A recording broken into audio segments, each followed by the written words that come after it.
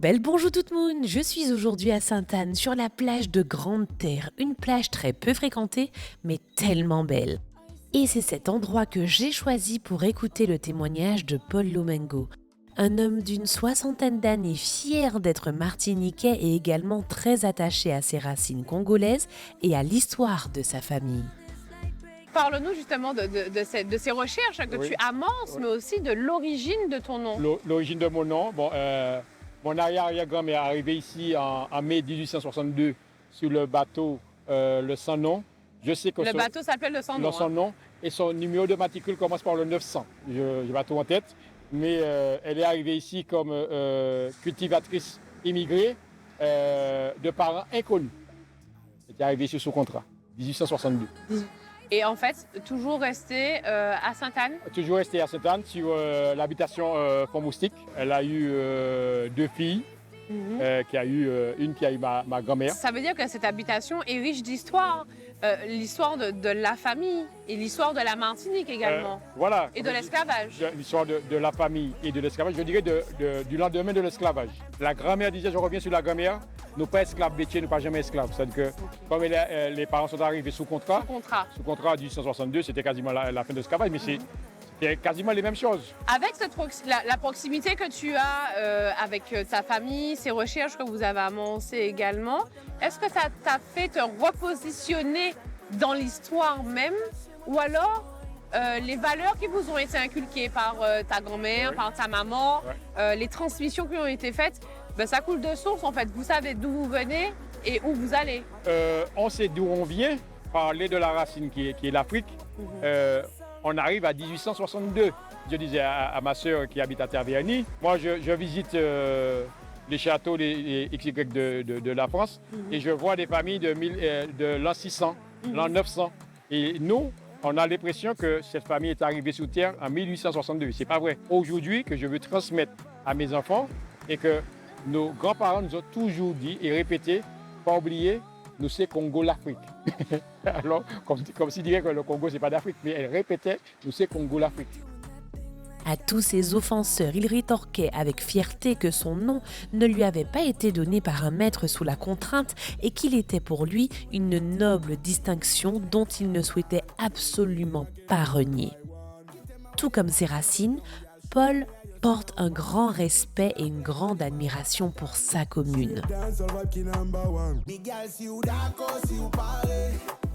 Sainte-Anne, que représente Sainte-Anne pour toi? Même si tu y as pratiquement toujours vécu. Oui, Sainte-Anne pour moi, c'est une commune riche d'histoire, riche de valeurs, parce que le monde entier connaît Sainte-Anne. Oui. Le monde, il n'y a pas quelqu'un qui vient à Martinique, et la Martinique n'est pas vendue sans Sainte-Anne, sans les Salines. C'est vrai. Alors aujourd'hui, si on vient sur une plage en Martinique, si un touriste arrive en Martinique, ne vient pas sur la partie des Salines, ce touriste-là n'est pas venu en Martinique. Malgré ton jeune âge, Sainte-Anne, tu as vu Sainte-Anne évoluer à travers les infrastructures, à travers la logistique, mais aussi en fait avec les populations qui viennent et qui repartent à Sainte-Anne. Est-ce que tu ne souffres pas justement de cela, le fait qu'il y ait beaucoup de personnes qui partent? Dernièrement, il y avait un enterrement. Je disais à quelqu'un qui était là à côté, tu vois quelqu'un qui est décédé à 80 ans, nous entrons dans la soixantaine. Nous sommes les nouveaux vieux, parce que les choses bougent et il y a très peu d'enfants à Sainte-Anne.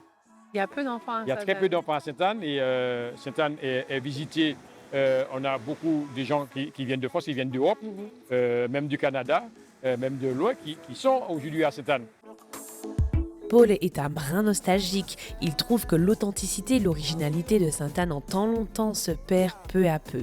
Il voudrait notamment que nos produits locaux soient préservés, que les fruits comme les melons et les pastèques ainsi que les délices de la mer comme les oursins et les langoustes puissent se retrouver à la carte des restaurants environnants. Voilà. Et puis à Sainte-Anne, il y avait aussi dans le bourg cette dame qui faisait des pâtisseries excellentes. La cousine, je pense que ça coûte dessus. C'est la cousine Yolène. Elle vendait sa roue de la poste. Exactement. Elle vendait ses tartes au citron, ses gâteaux de coco, tout ça. Et le dimanche, il n'y a pas un Martiniquais qui revenait de la plage qui ne commandait pas parce que c'était la queue pour qui. Voilà, elle est décédée. qu'elle repose en paix. Encore une fois, nous ne savons pas garder et faire transmettre certaines choses. Voilà. Alors, ce qui est bien, c'est qu'avec toi, on découvre, on voyage à travers le patronyme, mais aussi dans l'histoire de Sainte-Anne. Oui, dans l'histoire de pour moi, Sainte-Anne. j'ai toujours aimé, parce que bon, j'ai une sœur qu'on appelle Louise, tout petit, quand elle aimait faire sortir des gens, aller sur des bateaux, aller visiter, et j'étais toujours avec des grandes personnes. Et j'aime et le fait d'habiter, parce qu'il y a des gens qui pensaient, parce qu'autour de nous, il y avait la maison, et puis il n'y avait que des champs de canne. On apprenait des gens. Les grandes personnes qui étaient là, vous racontaient des histoires, vous racontaient des choses, vous parlez du pays. Et puis je voyais les échanges, parce que la matière qui tenait un petit début de la régie, on vendait du rhum, on vendait des sandwichs, et bien, quelqu'un venait, prenait 4-5 ponches sans payer un franc, mais le lendemain matin, cette personne revenait avec de la dachine, patates, concombre, tous ces trucs-là.